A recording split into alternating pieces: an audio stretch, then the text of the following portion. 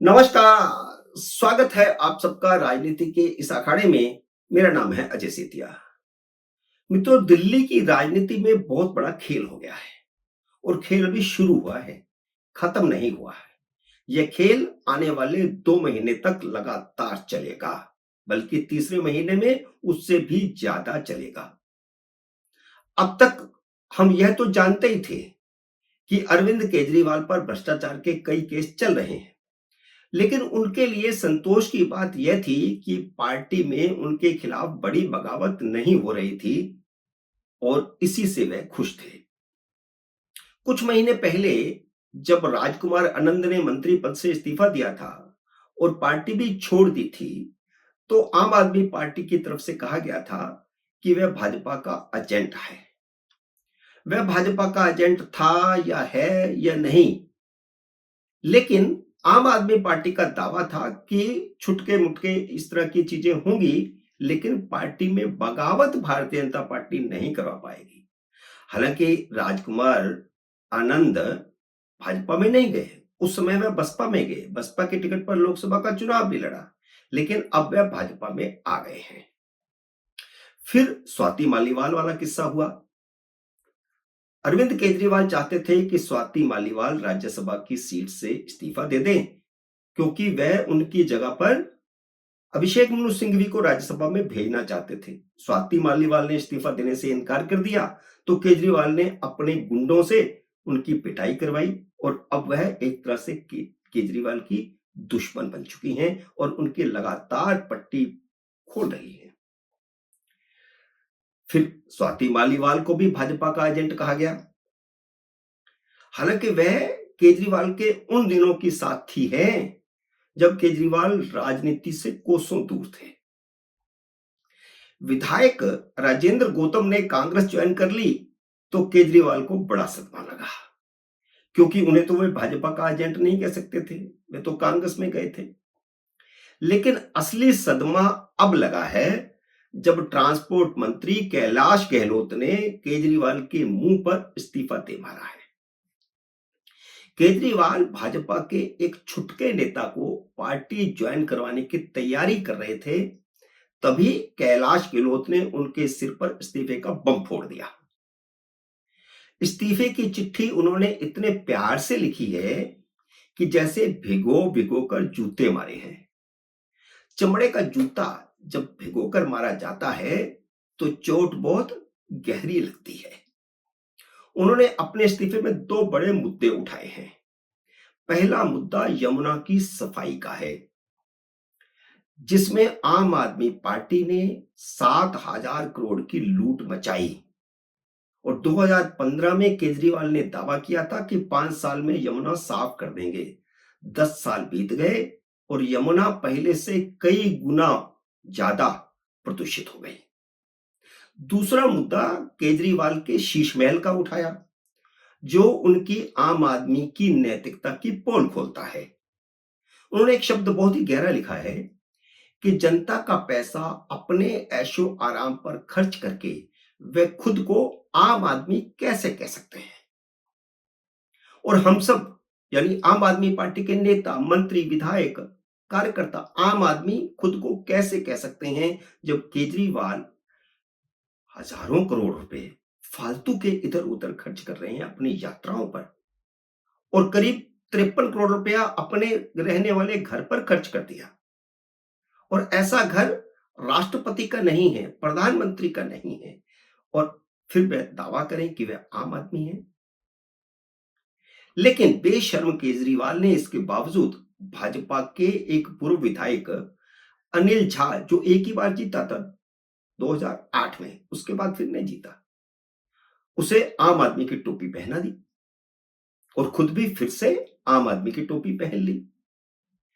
अनिल झा लगातार पिछले 3 चुनाव हारे हैं। इस बार भाजपा उन्हें टिकट नहीं देने वाली थी, इसलिए वह आम आदमी पार्टी में चले आए। इसका मतलब साफ है कि उनकी सीट से, यानी सीमापुरी जो उनकी सीट है, वहां से आम आदमी पार्टी के जो मौजूदा विधायक है ऋतुराज, वे निश्चित ही पार्टी छोड़ने वाले हैं। पर जब प्रेस कॉन्फ्रेंस में केजरीवाल से कैलाश गहलोत पर सवाल पूछा गया, तो वह मुंह छुपा करके भाग गए।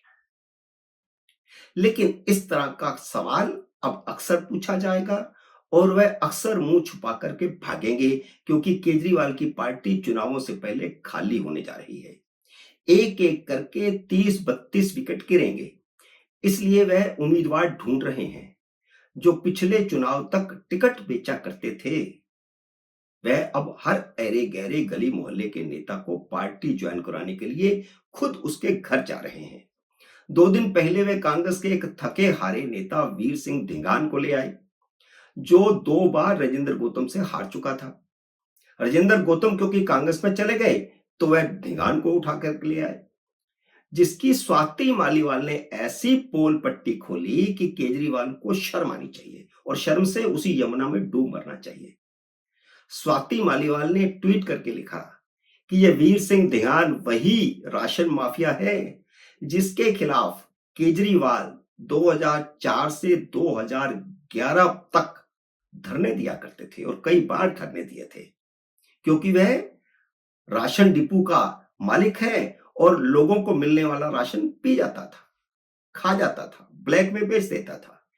उसे केजरीवाल राशन माफिया कहा करते थे।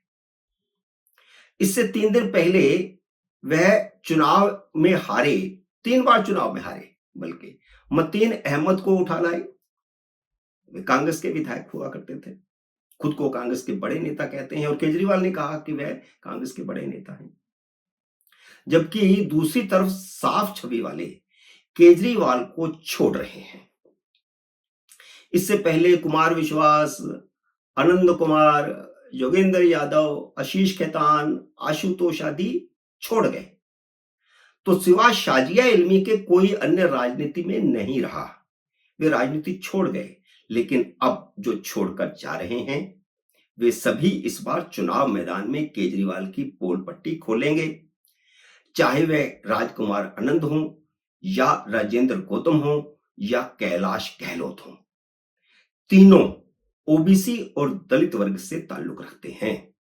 इसका मतलब है कि दलितों का और ओबीसी का केजरीवाल से दिल्ली में मोह भंग हो चुका है और ये तीनों केजरीवाल के हीरे थे, केजरीवाल के मंत्रिमंडल में मंत्री थे और तीनों को केजरीवाल के काले कारनामों का बहुत कुछ पता है। कैलाश गहलोत ने इस्तीफे में केजरीवाल के पापों का पिटारा खोल दिया है। आगे चलकर और भी बहुत कुछ बोलेंगे, क्योंकि उन्होंने राजनीति में बने रहने का ऐलान भी किया है। हो सकता है कि वे भाजपा ही ज्वाइन करें, संभावना इसकी ज्यादा लग रही है, लेकिन कह नहीं सकते वे किस पार्टी में जाएंगे, लेकिन वह राजनीति में रहेंगे, यह उन्होंने कह दिया। वह आम आदमी पार्टी का एकमात्र गंभीर चेहरा थे और उन पर कोई दाग नहीं, जिन्हें एलजी ने इस बार स्वतंत्रता दिवस पर झंडा फहराने के लिए चुना था। कैलाश गहलोत ने जो सबसे गहरी बात कही है, वह यह कही है कि जनता के अधिकारों के लिए लड़ने की बजाय केजरीवाल राजनीतिक एजेंडे के लिए लड़ते रहे। हर रोज केंद्र सरकार के साथ पंगा, हर रोज कोर्ट कचहरी। आम आदमी पार्टी के पास वही एक रटा रटाया जवाब है कि कैलाश गहलोत को ईडी का डर था। अरे भाई, किस मामले में? गहलोत को ईडी ने एक बार बुलाया जरूर था, वह भी केजरीवाल के पापों का हिसाब लेने के लिए। कैलाश गहलोत के खिलाफ कोई मामला नहीं है।